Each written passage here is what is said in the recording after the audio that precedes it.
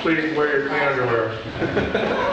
So the next person we're bringing up, please show your love for Rusty Powell.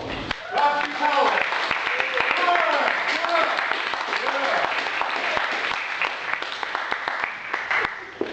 Thank everybody, all the friends, the old friends, and the new ones that I've met today and this afternoon, and the venue that has been so kindly provided, and SA for introducing us.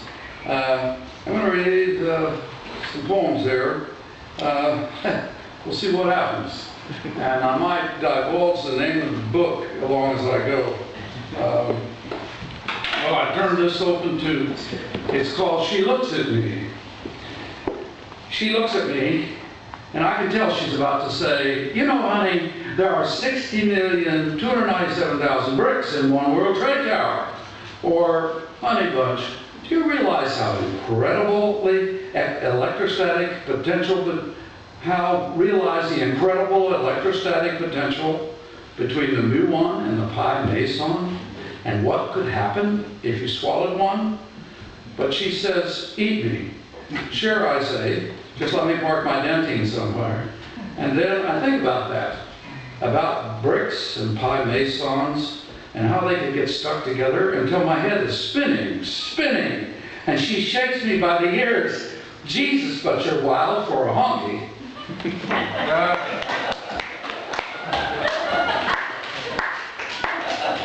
This is called What I See. The pores in your skin are deep, and I stand in one, looking up toward your eyes, see your eyelids tremble, afraid of the agate blackness beyond. Something is marching up your arm, my breath, or are there intruders in this place too? If so, will they disappear into the vastness of your eyes, before which your eyelids tremble and start to open? The next, I will see what I find here. Oh yeah. Well, I am traveling with my old friend Charlie Plymell. I've known for 50x number of years, and I did find, when they asked me for a few things here, I found this in a group of manuscripts, and it seemed interesting to me. This is Charlie, circa 1961. Crystalline child, trying to hotwire your dreams, electric throbs pulse your brain. With surprising grace, you fold off a windowsill, having been placed there by a sister's will, and she, no Albert Schweitzer, passes you by. Life astounds, harsh as secret hurts, yet you strip away sludge, quote Horace, and find new connections to radiate our minds. And I was not alone in feeling that way about Charlie. I was probably just numbered among a line of people who felt somewhat like that. And so we've all benefited, oftentimes, like all you here, we sort of benefit interactively. And that's a wonderful thing, I think. I'm not going to read you my favorite thing, I don't think, for Would You Marry My Dog? Yes, I know. This is my favorite deal. Would you marry my dog? You smile or laugh, but this is no joke. Consider the advantages. A, that knowing lacuna in your life is filled with love. B, tomorrow, next month, or next year, your loved one will be there for you. C, your answer to Mr. Wrong, who accosts you in the lounge, is, sorry, I'm married, show ring. D, you answer Mr. Right, who accosts you in the lounge, with, oh, that's just a memory ring for a dog I married. E, if arguments seem to constitute your lifestyle, find yourself a boyfriend. G, F, if you ever spend another weekend alone, you will never spend another weekend alone unless by choice. G, a stunning wedding ring and silver necklace memorializing your relationship with Jack or Bill or Harold or Jennifer, Kim, or Mimi. H, fear of reprisal is gone forever. Fear of monetary loss is no longer present, regardless of your liability for alimony based on your salary. Now you can go earn without fear of providing your erstwhile partner with money to spend on his or her newfound slug or bimbo.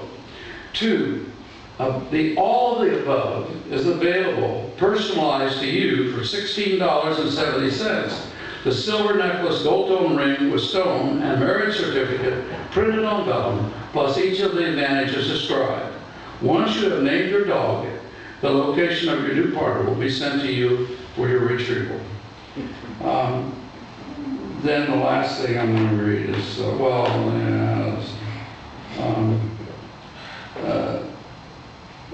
also happen to like this one. Her life was rather stable now, quiet, which was okay. She wasn't looking for excitement. She took a lover. She took a lover, she realized, for no particular reason. She was not, for instance, particularly lonely. She took a lover, perhaps as others might stop by the kennels to look and come home with a schnauzer. She had never particularly liked schnauzers, and she wondered why she might have picked one. And anyway, she took a lover. This is about Neil Cassidy. Well, it has to do with Neil Cassidy.